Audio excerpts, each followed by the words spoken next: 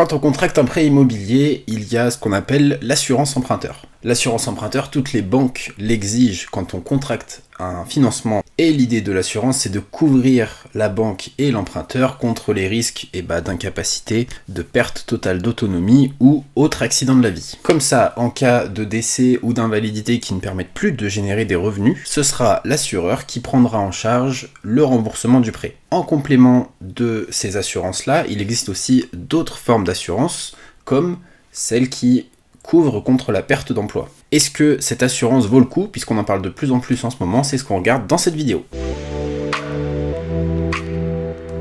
Les amis, bonjour et bienvenue dans cette nouvelle vidéo. Comme toujours, je m'appelle Kevin Garcia, je suis agent immobilier à Clermont-Ferrand et je partage mes aventures sur Facebook, sur Instagram et sur YouTube. Alors si jamais tu veux recevoir d'autres conseils immobiliers ou en savoir plus sur mon métier, n'hésite pas à me suivre sur ces différents réseaux. Voilà. Aujourd'hui, on parle du coup de l'assurance perte emploi. On en parle beaucoup en ce moment, je pense que c'est à cause du Covid, du chômage partiel, de ce qui risque d'arriver sur les pertes d'emploi, etc.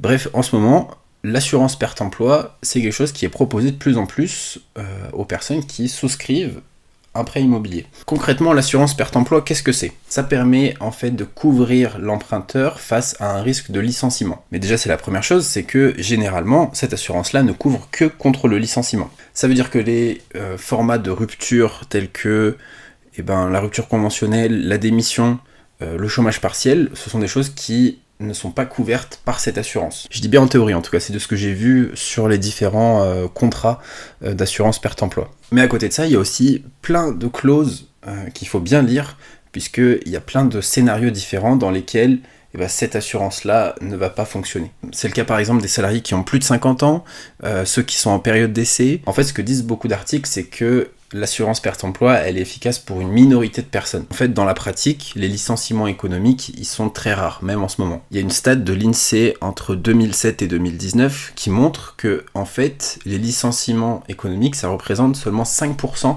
des ruptures en CDI en France. Et à titre de comparaison, il y en a 42% qui se font dans le cadre d'une démission. Autre chose aussi à savoir, c'est que l'assurance perte d'emploi, elle ne couvre pas pour toute la durée du prêt. C'est-à-dire que si, vous subissez un licenciement économique au bout de 5 ans, quand vous êtes en train de rembourser votre prêt et qu'il vous reste 15 ans à payer, vous n'allez pas être indemnisé pendant 15 ans. Il y a contractuellement un montant maximum de remboursement et de prise en charge, et il y a aussi une durée maximum de prise en charge. Tout ça, il faut bien le lire dans le contrat. Autre chose, il y a aussi un délai de carence, c'est-à-dire que l'assurance ne va pas se débloquer tout de suite, peut-être qu'elle va se débloquer 1 mois, 2 mois ou 3 mois après le licenciement économique, et il risque en plus de ne pas prendre en charge la totalité de la mensualité qui est à rembourser à la banque. Enfin, dernière donnée à prendre en compte, c'est que le taux moyen d'assurance perte emploi, ça équivaut à 0,3 à 1% du montant emprunté. Donc ça peut peser assez lourd en fonction du montant d'emprunt que vous décidez de contracter pour votre achat. Et ça peut jouer du coup dans la balance de votre budget, parce que 1% c'est quand même beaucoup. Bref, est-ce que l'assurance perte emploi vaut le coup? J'ai envie de dire que ça dépend des situations de chacun, mais généralement c'est pas forcément la meilleure solution. Avant de commencer à souscrire un crédit immobilier, ce qu'il faut d'un point de vue professionnel, c'est surtout s'assurer de savoir si on est bien dans son entreprise, dans son activité, est-ce qu'on s'y sent bien, est-ce qu'on a envie d'y évoluer.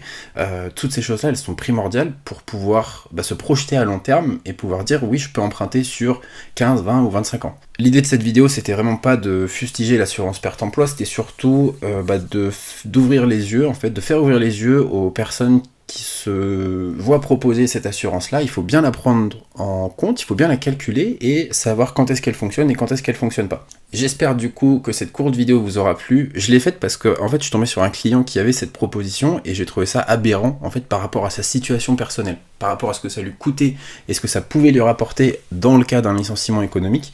Je me suis dit c'est pas possible. Si cette vidéo vous a plu, n'hésitez pas à mettre du coup un petit pouce, un petit commentaire, un petit partage, tout ça comme d'hab quoi. Nous on se voit la semaine prochaine pour une nouvelle vidéo. D'ici là, prenez bien soin de vous et je vous dis à bientôt.